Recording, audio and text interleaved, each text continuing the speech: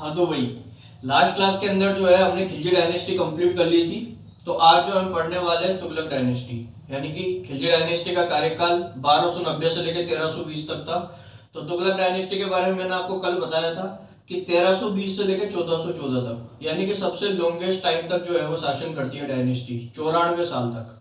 दिल्ली सल्तनत की एकमात्र ऐसी डायनेस्टी, एकमात्र ऐसा वंश जो कि 94 साल तक शासन करता है। आज हम उसके बारे में पढ़ेंगे।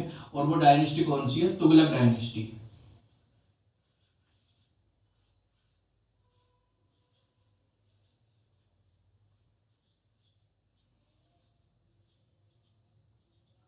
कौन सा राजवंश है?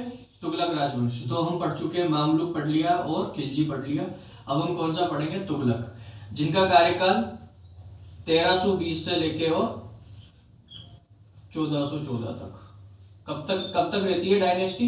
1320 से लेके और 1414 तक, यानी कि 94 साल तक जो है इस डायनेस्टी का जो है वो क्या रहता है? शासन रहता है। इसके बारे में हम पढ़ेंगे। पहली बात तो ये जो तुगलक डायनेस्टी थी ना, होने को तो ये भी टर्किश थे, होने को ये भी कौन थे? तुर्क थे। लेकिन तुर्कों में मैंने आपको बताया था कि अलग अलग ब्रांच होती है। अलग अलग क्या होती है? अलग अलग ब्रांच होती है। तो ये जो है वो इनकी कौन सी ब्रांच थी? कोरानी। तो याद रखना, तुगलक जो थे, तुगलक डायनेस्टी वाले जो थे, वो कौन सी ब्रांच से थे? कोरानी। कोरानी जो है वो क्या है? ब्रांच है। कोरानी ब्रांच ऑफ टर्क, ये टर्किश। टर्कियों की अलग अलग ब्रांच होती है, उसमें से कौन सी ब्रांच से थे? कोरानी। ये चीज आपको याद रखनी है, कौन सी ब्रांच से थे? कोरानी। तो नेट के अंदर क्वेश्चन आ सकता है कि क्या तुगलक वाले जो है वो कोरानी ब्रांच से थे? बिल्कुल कोरानी ब्रांच से थे। पहली बात तो। दूसरी बात क्या याद रखनी है? इन्होंने जो है वो 94 साल तक शासन किया था। 94 ईयर्स ऑफ रूलिंग। कितने साल तक शासन किया था? 94 साल तक जो है वो शासन किया था, यानी कि दिल्ली सल्तनत की सबसे लॉन्गेस्ट टाइम की जो है वो क्या है? डायनेस्टी है। सबसे बड़ा जो है, सबसे लंबा वंश है। तो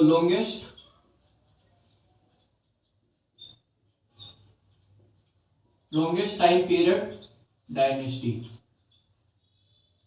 ऑफ दिल्ली सल्तनत, ऑफ दिल्ली सल्तनत। यहाँ तक की बातें होगी क्लियर? सिंपल सी बातें हैं। आज हमने तुगलक डायनेस्टी शुरू की, जिनका कार्यकाल 1320 से लेकर 1414 तक। तुगलक जो थे वो टर्किशों में अलग अलग ब्रांच होती है, उसमें से कौन सी ब्रांच से थे? कोरानी ब्रांच से थे। कितने साल तक शासन किया था? 94 साल तक शासन किया था, जो कि दिल्ली सल्तनत के सबसे लॉन्गेस्ट टाइम की जो है वो क्या है? डायनेस्टी है। अब हम एक एक करके जो है वो सभी रूलर्स के बारे में पढ़ेंगे। आज का जो मेन मोटिव रहेगा वो किसका रहेगा? इसके फाउंडर, तुगलक डायनेस्टी के फाउंडर कौन? गियासुद्दीन तुगलक। तो आज हमें जो है वो गियासुद्दीन तुगलक के बारे में पढ़ना है। तो हम जो है देखते हैं इसके फाउंडर।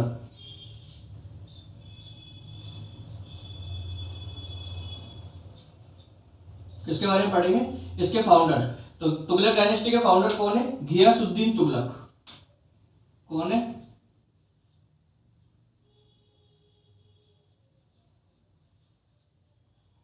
गियासुद्दीन तुगलक। तो आज हमें जो है वो मेन मोटो रहेगा पढ़ने का, वो क्या रहेगा? गियासुद्दीन तुगलक। अब आपको ऑलरेडी पता है गियासुद्दीन तुगलक कौन था? गियासुद्दीन तुगलक था गाजी मलिक। लास्ट क्लास में मैंने आपको बताया था कि ये जो गियासुद्दीन तुगलक था वो अलाउद्दीन खिलजी का कमांडर था, गाजी मलिक, जिसके टाइम पे मंगोलों का सबसे ज्यादा आक्रमण हुआ था, है ना। इसी ने मंगोलों का जो है वो सबसे ज्यादा आक्रमण झेला था। तो गाजी मलिक आगे जाके क्या बनता है? गियासुद्दीन तुगलक। लास्ट क्लास में मैंने आपको बताया था कि जो गाजी मलिक था वो टर्कियों की सहायता से खिलजी डायनेस्टी के सबसे लास्ट रूलर खुसरो शाह को मारता है, और फाइनली जो है गाजी मलिक कौन सी डायनेस्टी की स्थापना करता है? तुगलक डायनेस्टी की। और इसका जो है आगे चल के क्या नाम पड़ता है? गियासुद्दीन तुगलक। तो आज जो है हम गियासुद्दीन तुगलक के बारे में पढ़ेंगे। पहली बात तो इसका रियल नेम अपन को पता होना चाहिए। गियासुद्दीन तुगलक का रियल नेम क्या था? गाजी मलिक। क्या नाम था? गाजी मलिक। ठीक है। गियासुद्दीन तुगलक का रियल नेम क्या था? गाजी मलिक। एक्चुअली क्या है कि गियासुद्दीन तुगलक जो था वो अलाउद्दीन खिलजी के जितने भी इकोनॉमिक रिफॉर्म्स किए थे, अलाउद्दीन खिलजी ने जो आर्थिक जो सुधार किए थे उनसे जो है वो काफी ज्यादा नाराज था। तो इसने क्या किया? गियासुद्दीन तुगलक ने जितने भी आर्थिक सुधार जो खिलजी के द्वारा, अलाउद्दीन खिलजी के द्वारा किए गए थे, सभी को बंद करवा दिए। हालांकि कुछ आर्थिक सुधार मुबारक खिलजी के द्वारा बंद करवा दिए गए थे जब मुबारक खिलजी खिलजी डायनेस्टी में शासन करता है 1286 से लेकर 1290 तक।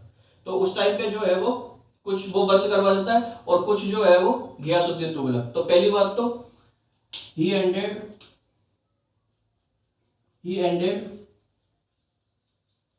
All economic reforms of Alauddin Khilji. All economic reforms of Alauddin Khilji. Alauddin Khilji के जितने भी इकोनॉमिक रिफॉर्म्स थे, जितने भी आर्थिक सुधार थे, सबको जो है वो क्या करवा देता है, सबको बंद करवा देता है। ठीक है, पहली बात तो। इसके अलावा ये दिल्ली सल्तनत का पहला ऐसा शासक था, ध्यान से सुनना मेरा स्टेटमेंट, दिल्ली सल्तनत का पहला ऐसा शासक था जिसने कैनाल सिस्टम डेवलप किया था, जिसने कई सारी जो है वो क्या बनाई, नहरें बनाई। तो याद रखना, ही डेवलप कैनाल सिस्टम।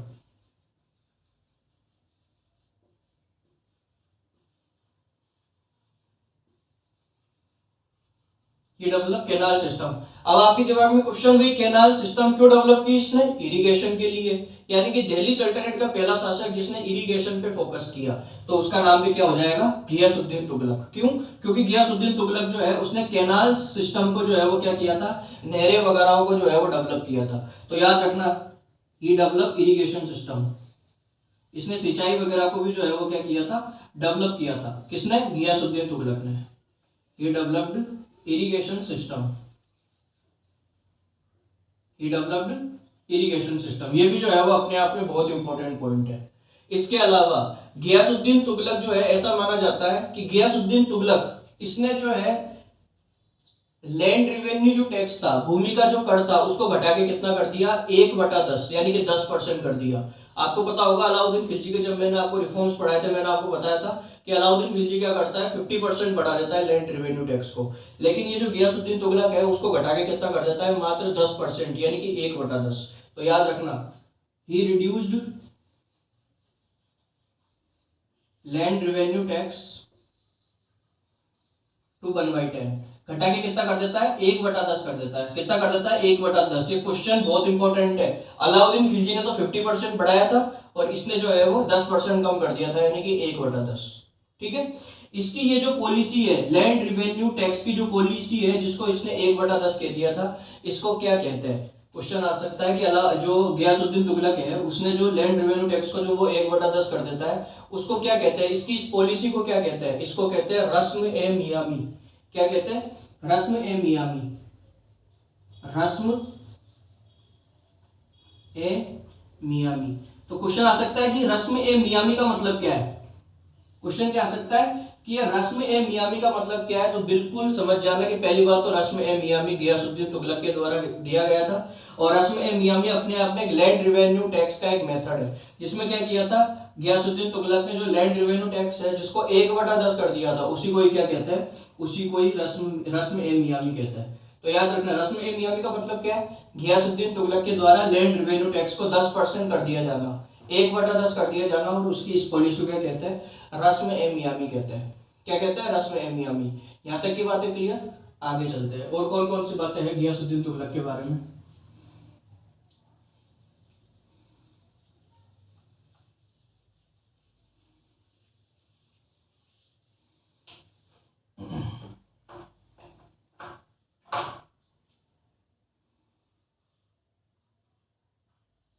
ठीक है भाई। इसके अलावा गियासुद्दीन तुगलक जो है, इसका भी मुबारक खिलजी की तरह निजामुद्दीन औलिया से क्या था, विवाद था। जैसे मैंने आपको बताया था कि जो मुबारक खिलजी था उसने जो है निजामुद्दीन औलिया, जो कि ग्रेट सूफी संत थे दिल्ली के, उनकी जो वेश विशेष थी, उनकी जो शुभकामनाएं थी, उसको ठुकरा दिया था। ठीक इसी प्रकार ये जो गियासुद्दीन तुगलक है, ये भी जो है निजामुद्दीन औलिया से जो है वो क्या करता था, नफरत करता था। एक तरीके से निजामुद्दीन औलिया की जो ग्रेट विशेष थी, उनको भी जो है वो इसने क्या कर दिया था, गियासुद्दीन तुगलक ने ठुकरा दिया था। तो याद रखना, he also conflicted with Nizamuddin औलिया। इसने भी जो है वो निजामुद्दीन औलिया के साथ जो है वो क्या किया था, लाइक किसकी तरह, मुबारक खिलजी की तरह, लाइक मुबारक खिलजी। तो मुबारक खिलजी की तरह गियासुद्दीन तुगलक जो है, उसका भी जो है वो किसके साथ विवाद था, निजामुद्दीन औलिया के साथ विवाद था। किसके साथ विवाद था, निजामुद्दीन औलिया के साथ विवाद था। तो अब एक स्टोरी समझना, जैसे निजामुद्दीन औलिया को पता लगता है कि गियासुद्दीन तुगलक भी जो है वो सेम वैसी हरकतें कर रहा है जैसे किसने की थी, मुबारक खिलजी ने, तो निजामुद्दीन औलिया एक स्टेटमेंट देते हैं, वो स्टेटमेंट क्वेश्चन आता है हनुज दहली दुरुस्त, क्या कहते हैं, हनुज दहली दुरुस्त। इसके बाद जो है याद रखना ये क्या है, हनुज दहली दुरुस्त। इसका मतलब क्या है, हनुज दहली दुरुस्त का मतलब क्या है, हनुज दहली दुरुस्त पहली बात तो किसने दिया था, निजामुद्दीन औलिया ने दिया था, जो कि क्या शो करता है,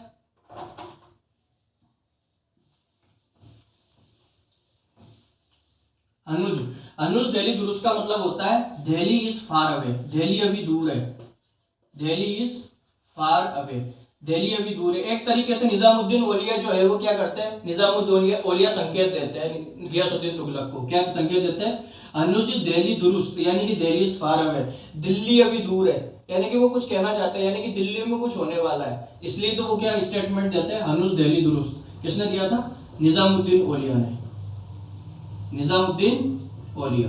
किसको दिया था, गियासुद्दीन तुगलक को दिया था, यानी कि वो क्या कहना चाहते हैं कि दिल्ली अभी क्या है, दिल्ली दूर है।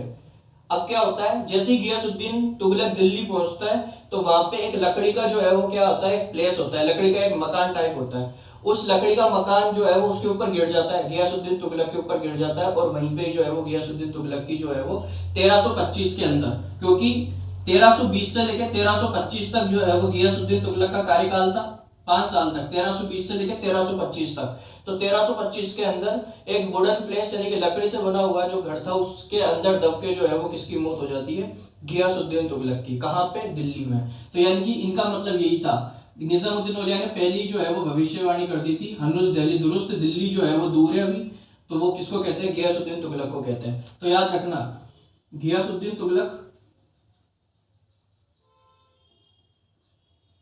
Ghiyasuddin Tughlaq was died in a wooden place, was died in a wooden place, in a wooden place, एक लकड़ी का जो मकान था उसके अंदर जो है गियासुद्दीन तुगलक की डेथ हो जाती है। कहां पे, इन दिल्ली, दिल्ली के अंदर।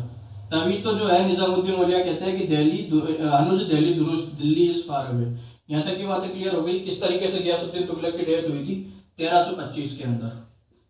कब हुई थी, 1325 के अंदर हुई थी। अब हम थोड़ी सी बातें इस वुडन प्लेस के बारे में पढ़ लेते हैं कि आखिरकार में वुडन प्लेस क्या है, ठीक है, इसके बारे में हम थोड़ी सी बातें देख लेते हैं।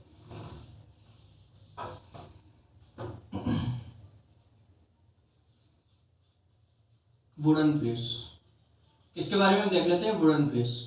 पहली बात तो ऐसा माना जाता है कि ये वुडन प्लेस जो है वो गियासुद्दीन तुगलक का एक बेटा था जिसका नाम था जोना खान। क्या नाम था, जोना खान, जो कि आगे चल के मोहम्मद बिन तुगलक बनता है, आगे जाके मोहम्मद बिन तुगलक बनता है, यानी कि जो पहले जोना खान होता है। तो ऐसा माना जाता है कि ये जो वुडन प्लेस है वो किसने बनाया था, जोना खान ने बनाया था। किसने बनाया था, जोना खान ने, यानी कि गियासुद्दीन तुगलक के बेटे ने बनाया था। This place was built by Jona Khan, was built by Jona Khan. ऐसा माना जाता है कि इसको जो है वो किसके द्वारा बनाया हुआ था, जोना खान के द्वारा जो है वो बनाया गया था। और ये जो जोना खान के द्वारा जो बनाया गया था, ये जोना खान के द्वारा जो बनाया गया था, इसके ऊपर जो है काफी सारी जो है वो क्या हुई थी, कमेंट्स हुई थी। जैसे इब्न बतूता, इब्न बतूता को आप जानते ही हो, जो कि मोहम्मद बिन तुगलक यानी कि जोना खान के टाइम का एक जो है वो क्या था, एक यात्री था। तो इब्न बतूता क्या कहता है, इब्न बतूता इसको कहता है एक सोची समझी साजिश, प्लान्ड कॉन्स्पिरेसी। क्या कहता है कि भाई ये अपने आप में एक सोची समझी साजिश थी। इब्न बतूता का मानना यह था कि जोना खान ने अपने पिता को मारने के लिए जो है वो उस वुडन प्लेस का निर्माण करवाया था, उस लकड़ी का जो महल था उसका क्या करवाया था, निर्माण करवाया था। ऐसा कौन कहता है, इब्न बतूता, जो कि जोना खान यानी कि मोहम्मद बिन तुगलक के टाइम का ही जो है वो क्या था, अपने आप में एक दूत था, एक विदेशी था, जो कि मोरक्को से आया था। इब्न बतूता के बारे में हम जब मोहम्मद बिन तुगलक के बारे में पढ़ेंगे तब मैं इब्न बतूता के बारे में बहुत अच्छी तरीके से डिटेल में पढ़ाऊंगा। तो इब्न बतूता जो है वो इसको एक क्या कहता है कि एक प्लान्ड कॉन्स्पिरेसी है, सोची समझी साजिश। क्या है, सोची समझी साजिश, सोची समझी साजिश, प्लान कॉन्स्पिरेसी। क्या है, प्लान कॉन्स्पिरेसी है, सोची समझी साजिश है। ऐसा कौन कहता है, इब्न बतूता। लेकिन इसको शांत करने के लिए बाकी जो हिस्टोरियंस क्या कहते हैं, बाकी इतिहासकार क्या कहते हैं, it was just an accident, ये सिर्फ अपने आप में एक दुर्घटना थी। क्या थी, दुर्घटना थी। तो इतनी बातें जो है वो अपन को याद रखनी है कि भाई इब्न बतूता तो इसको एक सोची समझी साजिश कहता है, लेकिन बाकी के जो इतिहासकार है वो क्या कहते हैं, इसको सिर्फ एक दुर्घटना, it was an just an accident. तो ये जो है वो आज हमने जो है वो गियासुद्दीन तुगलक के बारे में पढ़ा, जो भी बातें हैं। कल की क्लास के अंदर हम इन्हीं भाई साहब जोना खान, जो कि आगे चल के मोहम्मद बिन तुगलक बनते हैं, उनके बारे में हम बहुत अच्छी तरीके से बहुत डिटेल में पढ़ेंगे। तब तक के लिए thank you and have a nice day.